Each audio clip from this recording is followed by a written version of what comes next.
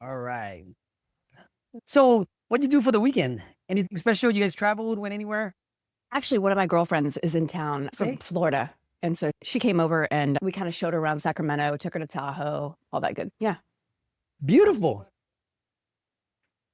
Yeah, it was a lot of fun. Let me put the speaker down there. All right. Welcome to another edition of Boundaries and Brotherhood with my co-host, Miss Carrie Pullaro. And today's thing is going to be, we was just talking, since this thing is going live right now, it's understanding expectations, right? Relationship expectations. Miss Carrie wanted to talk about this. Reintroduce yourself and how they can get in contact with you and see how we can get there. And we'll let you start it off while I get this all set up here for us.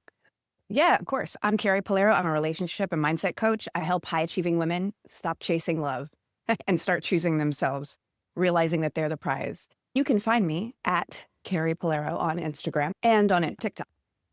I really wanted to talk about this idea of expectations in relationships because I think that when we get in relationship, and I don't know about you, Gordon, but like as I got into all these relationships, it was like I felt like my partner wasn't living up to par. And what I realized was I had these expectations of how they should be.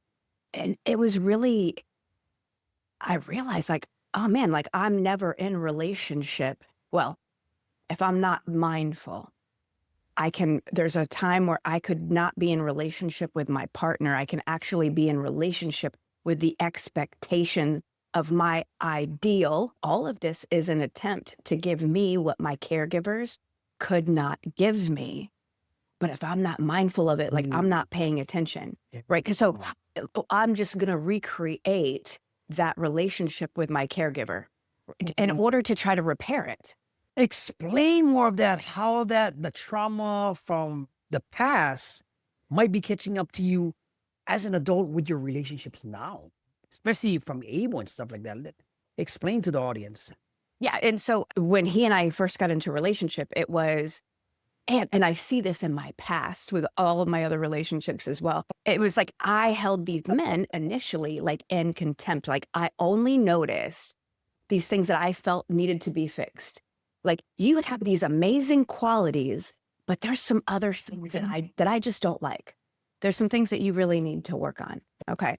And so I will notice the things that I did not like in my dad or that I held in contempt or I judged in my dad, I will see in my partner and I will hold them in contempt and I will judge them until I heal that part of me. So I'm either living a fantasy or I'm living a fucking nightmare and I'm creating it. And you're the one created. How does it affect?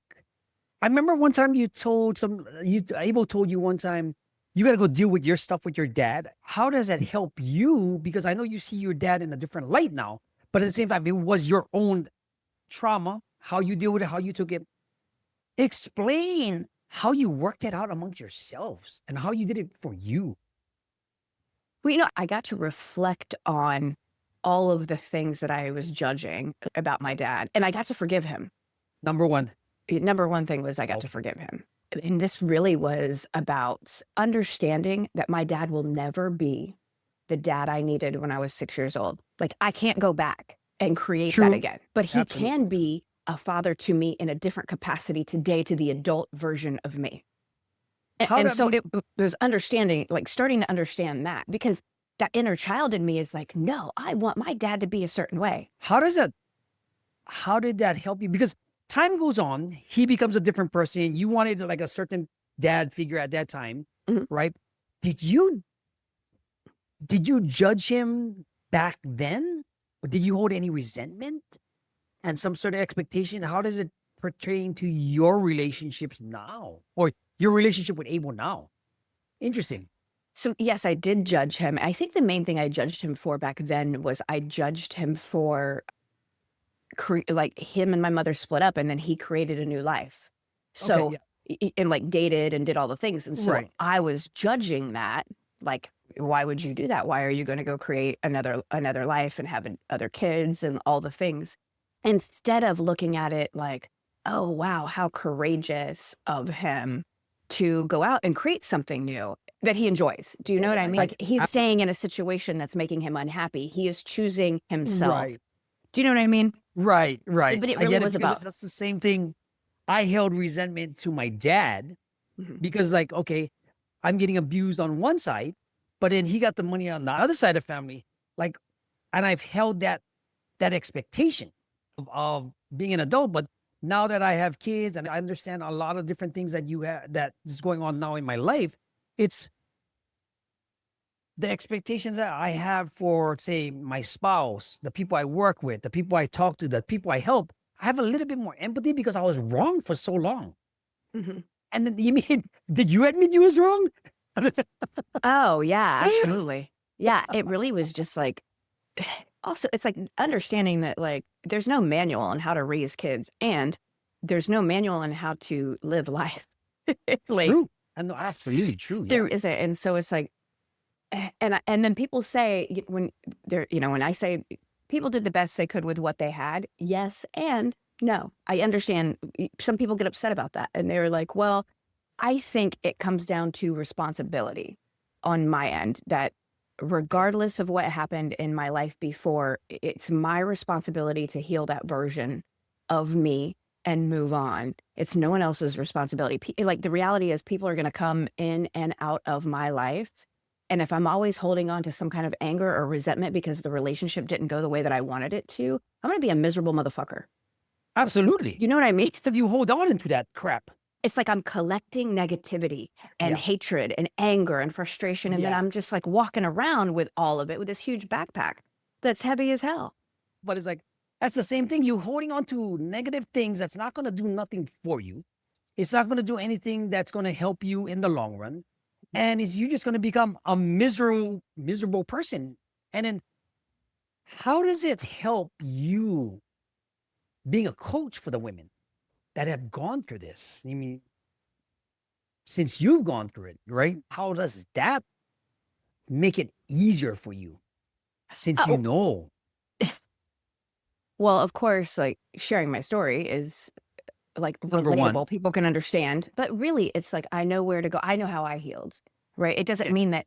And healing is not linear. It is just like spectral. Do you know what I mean? People think that it's like, I have to do this step and this step and this step. And no, it's not. I did so many different things and utilized so many different modalities. And I felt myself so many different times go back and forth, right? Because when you're healing and taking on the new identity, that old version of you wants to hang on for dear life. But Absolutely. All the like, I don't time. want you to grow. Like, we're comfortable here. We're comfortable being miserable and fucking complaining all the time. Because it's easier. Yeah, it is. It's easier. It's easier. It's much easier. It's much easier to do that, but because you've done so much work. Could you give us, like, since I know you help so much women with your past story and stuff like that, what are you seeing in your space now? And how are you helping them? I see a lot of women with dad stories. They have daddy issues. And I hate to That call could it be that. your niche. It's like, Wait, there's a we're lot gonna of do women that daddy issues. I know, right? It is what it is. It is, yeah. It's just like accepting that I carry resentment for my dad. I Yeah. carry judgment for my dad. Like there was a conversation I was having this weekend with someone and I was like, oh yeah, like do you think you're judging your dad? And she was like, no. And I'm like, oh my God, it's so obvious to everybody else around. But when Oh, you don't see it, you don't see you don't it. And see it. it's Yeah. okay. Yeah, You it's don't see it. totally You don't okay. see it at all. You don't see it at all, right? At the same time. And now that's one thing good about having accountability and coaches that have been in a situation where you're giving your testimony, you're giving your input. What kind of tools are you giving these women or are you sharing with them that you could enlighten some of the viewers to get in touch with you? Go, hey, because they might be thinking, Carrie, I might have some daddy issues that I want to get away from. What are some of the steps or a story? Yeah. So I think one of the most Daddy important issues. I'm still tripping on that. it's true. It's true. I think one of the biggest things that I did for myself, and I've done it over and over again, is just recognized where this programming around, my dad, because that represents the masculine in my life, right? The judgment that I have and like kind of writing a list of all the things that I'm frustrated or angry about. And then I actually put all of that into a letter. I might Okay. write a few angry letters, right? Yeah, It yeah, depends yeah. on how upset I am. But I'll typically like write out some stuff just because it's like it's a release of that emotion. Oh, no, absolutely. And after a while, I get to a point to where I'm like, okay, I can have a conversation with this person and release them from it. And I'm also mindful, like there were years when I couldn't have a conversation. I would write letters and write letters and write letters, but I wouldn't let, there was still all this stuff I was holding on to. And I knew that if I had a conversation and I cleared space, that I would have to come back and do it again because I was going to continue to behave the exact same way I was behaving because I wasn't willing to let go of all of the frustration and all of the anger. And I'm grateful that I had people around me at that time that, because I did want to have a conversation with my dad. I'm like, I should have a conversation with him, but it wasn't from the right energy. It was from, let me fucking tell him all the shit that he did. It wasn't, Because you're going to push it back on him because of you course I don't don't want to take oh, come on. responsibility, right? He was just being him. I was the one that made meaning around it and created the anger and frustration. Yeah. That's all it is. So let me ask you this. Which one's more important to you? The anger issues or the deflecting? I think it's the taking of responsibility. Yeah. Okay. But which one was harder to do? Anger, to let go of the, yeah. I want to carry my torch to the end, dude. Just, I get it because I've got a lot of hours of anger management. I got 1,000 hours of anger management. That is awesome. It's funny because that is what triggers me. I guess because I can't handle incompetence. I can't do something that will irritate me. And I just go straight, it goes straight to anger. There's no in between what I've learned. Now, some people, they have anxiety, they shut down, they have low self-esteem, they deflect, they blame, they put all their energy into something else. Like, that's why I asked you which one was easier for you. You said anger because you've held on to that for your dad for so long. Even when I wrote one of my books and they said, my mom said, this is all wrong. I said, but this is how I felt. My stepmom, this is how I felt because there was no communication. There was no certain things that allowed me because they didn't know how to deal with it back then. Right. Like, they didn't have trauma support. They didn't have counseling. There wasn't push mental health type of things. You mean what? In some of your clients, give me a story. Give me a story of how you helped a client overcome like one of your main ones that you remember with this subject. Relationship expectations is a big one. Well, I did You have a have to think client. about that one. Oh, because there's been so many. I think one of the biggest ones that was just like so meaningful was having a client who experienced like emotional and sexual abuse from her father and being able to go back and to heal. And she did lots of work to heal that part of her where she was just willing to forgive and create a new relationship with him. Now, it wasn't just coaching. She just didn't come to me No, for coaching. absolutely. Therapy. Yeah. Yeah, Like, therapy and I starts. think, but it's a testament to her being committed to doing the work. Like she surrounded herself with people that would support her in every single capacity. No, And absolutely. I think that level of commitment is just, man. And a lot of people might say that how could she forgive someone who would abuse her? But it's not about the other person. The forgiving is for me. If you learn how to, here's my thought on that. It can go both ways, but it's so easy to blame that other person. Okay, why he did this, why you do that? Because I deal with some of that with the women that Doc goes through this with some of the kids and stuff, right? But at the same time, I understand all of that because my niece and that happened to them, my sister's daughter and stuff. But it's like they still want to hold on and they pacify with the drugs, the drinking, the same path same path we both went on. And it's so easy to do that. But the forgiveness actually is, like you said, the backpack of weight coming off your shoulders. It's like, because once you get older and the mortality starts to set in, you might not see it when you're young because everything is like me, me, me, me, me. But once you start flipping that around and you figure out that not everything is going to be about the situation you've been in, to let go, to figure out what can happen in the future, it'll help a lot more. How was it before and how is it now after? Because now you have the answers to your own questions, right? Does that make sense? What do you mean? How it is before for me? Yeah. But And for her and for your client.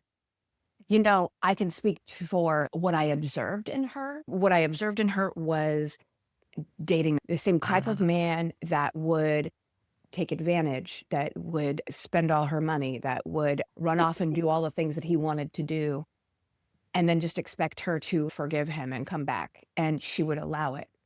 oh, And so it was interesting oh, to watch that dynamic happen and also know that, like, I can't make somebody choose something different. She gets to experience this true. until she's ready.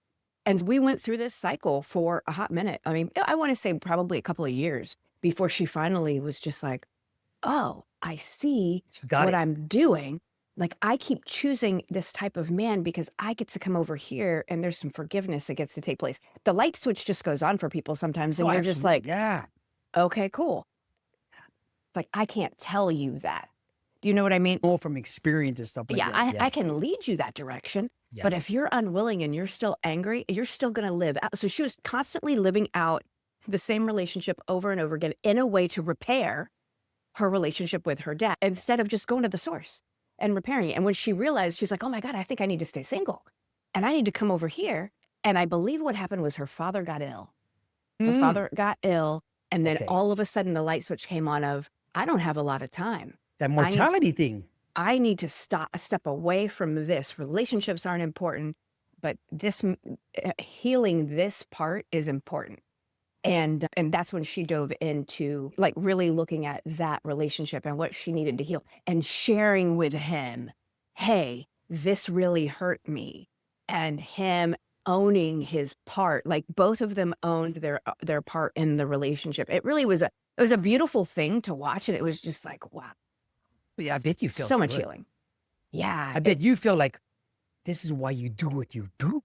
yeah, to see You know somebody who it. couldn't stand this Yeah. man and had so much hatred and contempt to be like, Hatred and hey, contempt. man, I think I'm gonna go have dinner with my dad. How old was she? Well, I want to say, let's see, So how long has she been carrying this until she had that aha moment?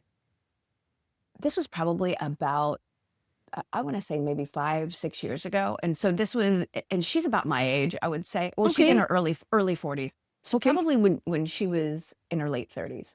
So she was So she, carrying it. but you think about all that weight she carried on, all Yep. that stuff. Because okay, say her dad might be not in good health, she want to get some closure. Imagine the people that don't get the closure, that don't Yeah. get to have the benefit of what you went through. I'll tell you a story of mine where I've held resentment, hatred, this and that, Mhm. and at the same time, I call it my Christmas miracle. So basically, on the day before Christmas, we went to my dad's funeral. I don't cry, all that other good stuff because all that hatred and that resentment, content. We were sleeping, and what happened was I was dreaming, and I dreamt that I was back in prison. Right? I was like, "You mean I'm at stainless steel tables? I mean, an orange or red jumpsuit?" I'm like, "What now?"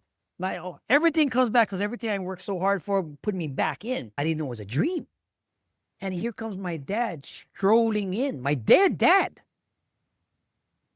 Wow. My dead dad. This is we have a communication talk that healed everything.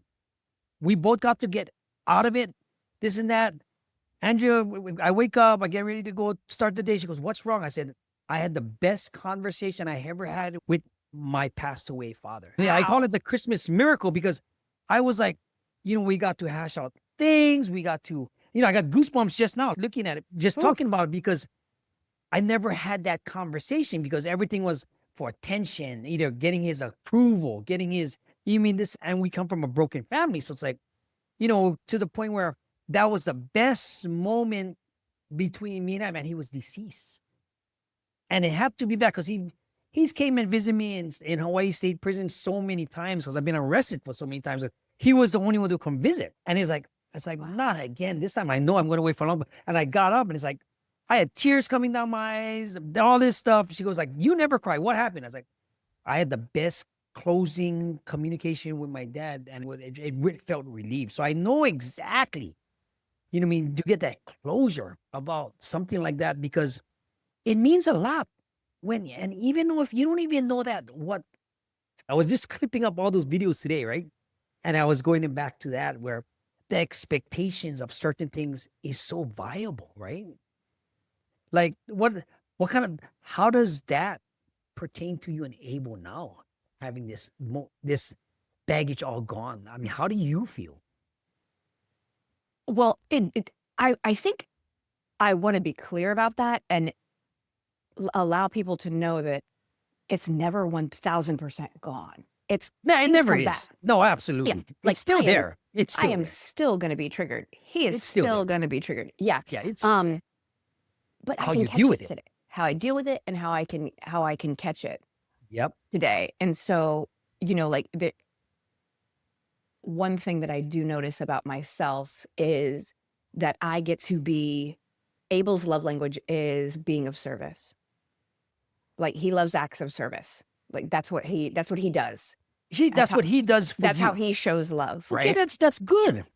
So I recognize that, well, that is how he likes to receive love. So it's important for me to understand that he gives love that way and he also likes to receive love that way Give as me an well. example. Give me because I might learn something here. Yeah. So for example, my girlfriend and her son were in town this weekend and he loves to work on Saturday and Sundays, right? So he took off Sunday and Monday we like took her to Tahoe. We showed her around Oh, town. okay. Like he loves to create experiences for people. That's his way of that's his thing, like Okay. being of service, Host. right? Likes to what's host. yes. Okay. What cracks me up is I'm like, oh my God, my dad is the same way. And that really just landed for me this year, where I was like, oh my God, my dad loves to create experiences, whether it means that we all, like, he'll take the whole family on vacation to go skiing together. Nice. Like, he loves to create experiences like that. And it just started to dawn on me this year that I'm like, oh my God, Abel's exactly the same way. And I also realized that I never really appreciated my dad for him creating these experiences, right? Because I never saw it like that. I was Of always so course, I angry, mean, you don't until now. right? And now I can see it like with him, and it's like, oh my God, like I get to show him appreciation. And it can be really anything. How can I be in contribution and be of service to him? Well, there are certain things that I know he is like, how can I make his life easier? Right. Right. Whether it be taking care of things in the house, taking care of his laundry, doing the dishes, cleaning, like doing little things like that, just where I'm in contribution in a way that takes away extra work for him. Like that's very important to him. Yeah. You're doing your part. You contribute. You're not just there in the way. How was the old Carrie? Oh, I would have complained. I would have found something wrong. I would have been focused on, yes, we would have gone to Tahoe. Yes, we would have gone and shown my girlfriend around town, but I would have complained about the things we didn't get to do instead of appreciating the things that we did. That is And so, yeah. And like, I noticed that and I was like, man, I was just so grateful. Like, for one, that he took the time to show her around. And for two, that I actually noticed that, man, I really am in appreciation of him today rather than focusing on all the things that we weren't able to do. And I was so grateful because my friend's son, like he's 15. He just wants to play video games, man. Like that's all he cares Okay. about. And so that's all he kept bringing up is that he wanted to play video games. He wanted to play video games. He wanted to play video games. And I was like, man, he's like, he likes to complain a lot. And that's when I started to notice. You. Yeah, I was like, oh my God, he's such a mirror of me. Thank God this kid is here. And I was like, this was me when I was younger. His mom is creating all these amazing experiences for him, but he doesn't appreciate them because he doesn't know any different. It's just openly given to him. When it's not present, I think you have a deeper appreciation of it. But also, when I'm 15, man, I didn't want to hang out with my parents. You're a normal teenager. You have attitude. You got to do your thing. You think you're an adult. You're doing all this stuff. But that's so interesting because you notice his love language and you also caught yourself on how you used to be. Yeah. Versus you get what you want all the time kind of thing. Yes. Yes. You know what I mean? At the end of the day, we were all sitting outside and I was listening and I'm like, oh my God, this is the moment that I get to be in celebration of myself for how far I've come instead of Man. beating, like, oh, I could have done this. I don't feel like people like really celebrate themselves enough and appreciate like where they came from. Like I am so different today than I was 10 years ago when I first dove into this work. Yeah, most definitely. Like I told you before, I can see it in your eyes. I can see it in your pitch. I can see it in your tone. I can see it in your body language, your posts. I mean, we can take your post and make a whole show about that. You see the things because you've changed the things, Mhm. right? You have the things. This is why this one is called the expectations of a relationship. But that's where you've also put your, like myself. I was a selfish person. That's just how we are from the past. But now you get to put the relationship, and you get to kind of like, I guess you would just say, give up, be subservient to certain things, Mhm. not just for your other half, but even for myself. So this way you can move on with what you guys are building together, Mhm. which is the coolest thing. I mean, it's not perfect. Nothing like we say, it's never perfect. I mean, I just had it's, so we had me and Andrea had an issue, right? She was gonna go see somebody in New York, one of her friends, guy friends, right? I mean, half of them is mostly gay, right? Flight attendants. But this one, like, I had to nip this thing in the bud years ago. So like he was trying to, do his thing, what guys do. But he come to New York, this and that, and all this stuff. Okay, we'll stop by if you see what is going, if it's not raining, you know. But she told me he got kind of inappropriate, right? Mm. Me as I'm like, all right, so now the old me want to go nip this thing in the bud, and then what did you do, right? She goes, I didn't do nothing. It's just a matter of like I had to. It was kind of weird because she innocently doesn't think she's doing anything wrong. Mhm. From that point of view, he's thinking something else, Right. right? Let's go out. I'll take you out. You can hang out, bring some extra clothes. Get you come to. I'm like, whoa, whoa, whoa, whoa, whoa. I'm like, now we're getting a little bit too far, right? Because now, it's like okay, but then we kind of like had to hash that one out. It's because, but no, that's so cool because the expectations, like at least she can we can talk to each other about that. You mean emotions are gonna get high on certain things, like, man, you want me to go to New York and I will kick in his door or something? Oh my God, that's so funny. And I love that y'all had a conversation about it. And something like this came up this weekend when we were talking, that I was used to dating men that were super crazy jealous, and that would like there Was that would your never. type? Yeah, oh my God, yeah, controlling and jealous. Like that was like the type of person that I dated. Because in my mind, I Okay. thought that was love. Like you care about me because you're jealous and you're controlling. And I know that sounds like very off the wall, but Oh yeah, yeah, yeah. but like that chaos, like I saw that as chemistry. And so I would date people that would always try to tell me what to do, that were very jealous, that didn't want me to have any kind of relationship with any man. Like it was really, Is it at what age did that start, or was it because you was in the life? I think it was Was it because I had been in the life for a long in time. the life? In the Yeah. life. So there was a period that I would date men that I could control. Like I It wanted to was too control easy them. for you, maybe. And then that wasn't fun. Like, and then all of those relationships kept blowing up, right? I'm like, I don't like this. Like, I don't want to Ooh, be the man. And I was blowing these relationships up. I was really, really angry at that time.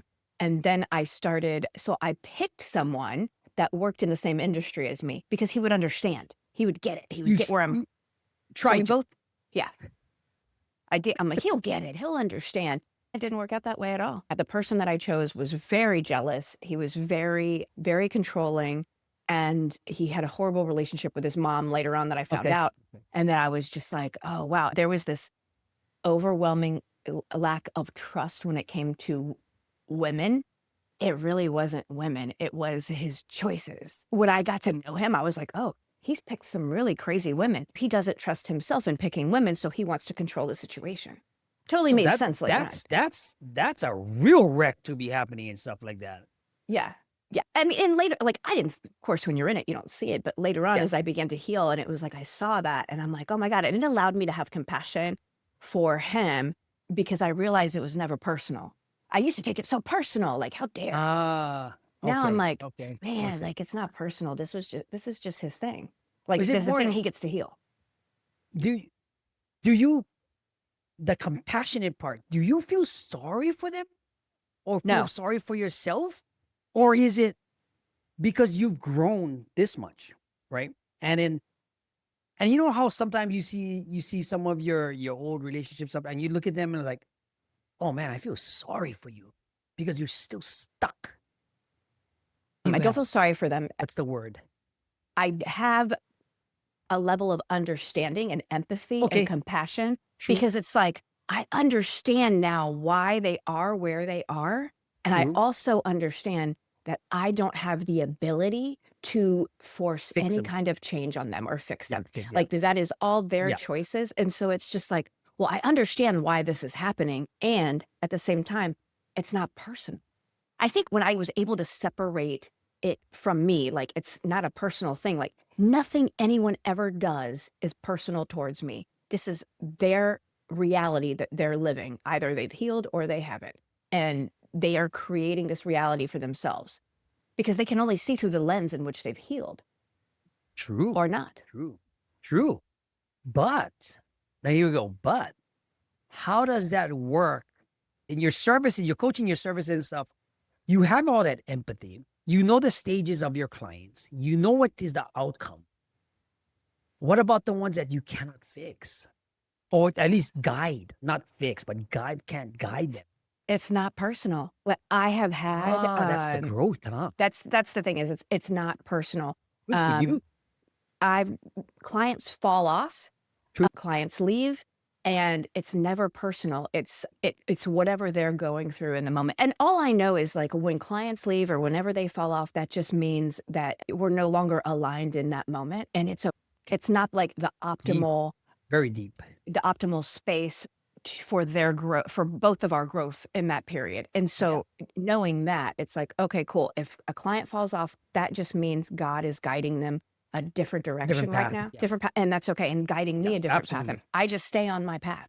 That's all I'm responsible for, is healing and staying on my path. The people will come, people will go, and it's never personal. I help them as long as they're here. Correct. Absolutely correct. And that's really what I remember a mentor used to tell me, don't chase people. You cannot help the people that are here and that are showing up and that want to do the work. And if they leave, just let them go. Absolutely. Now, let me ask you this. Working with you, as I say, you do mostly females, right? Mostly women in a certain... But I do work with men as well. Absolutely. Yeah. What's the big promise that you give them? What's the bridge? The bridge, what do you mean? Okay. Now I'm going to give you some marketing sales 101, right? All right.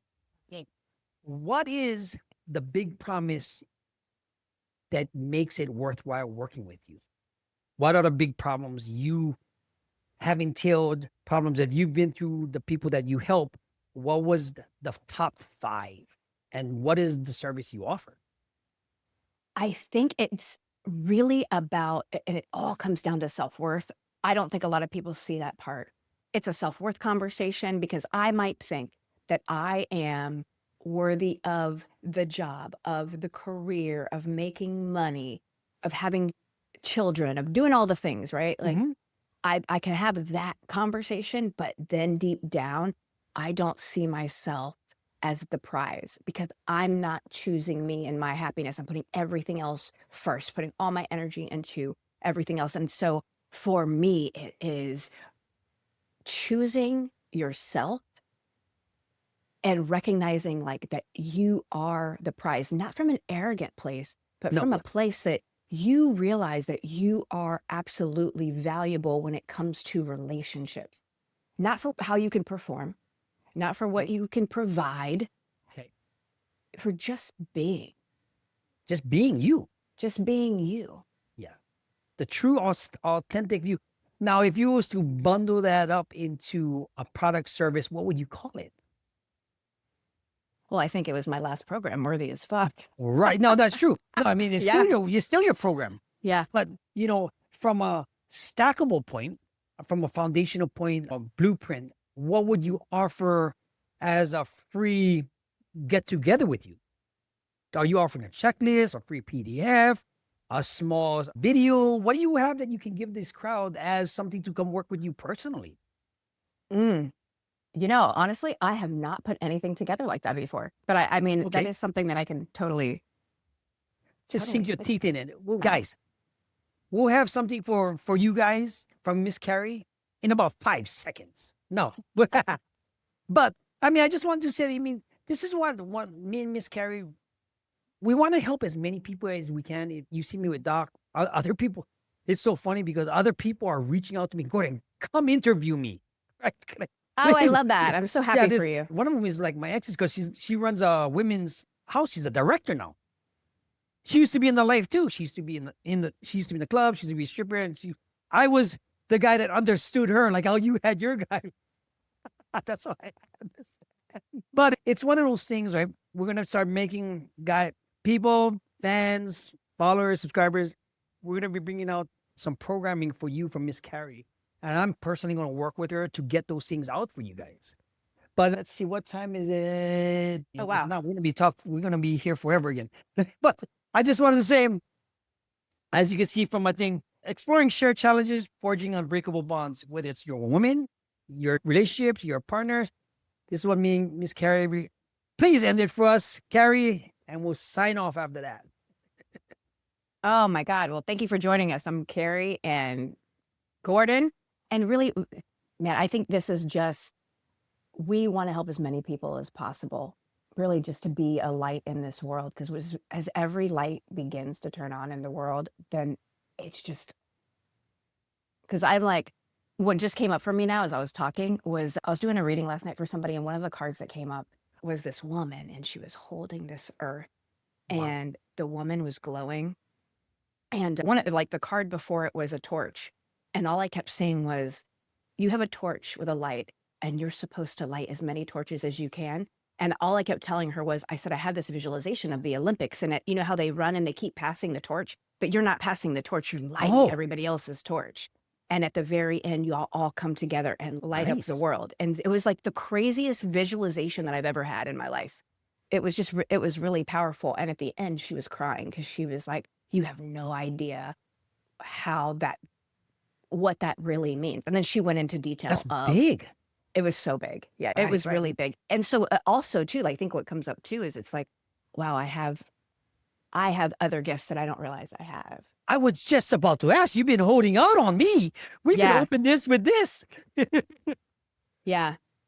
I had never like I have done readings before, but I didn't do I've never done a full reading for somebody where I just trusted everything that came up. And I Okay. just kept, and it did like, because for me, it doesn't make sense because I don't know what the other person's going through. So it's good. It's a good thing you didn't lose that gift. I'll tell you. Yeah. I'll tell you some of the things, my gifts that I kind of like lost them. Well, I don't think you ever lose them. I just think It's it's just about I don't know where practicing it them. went.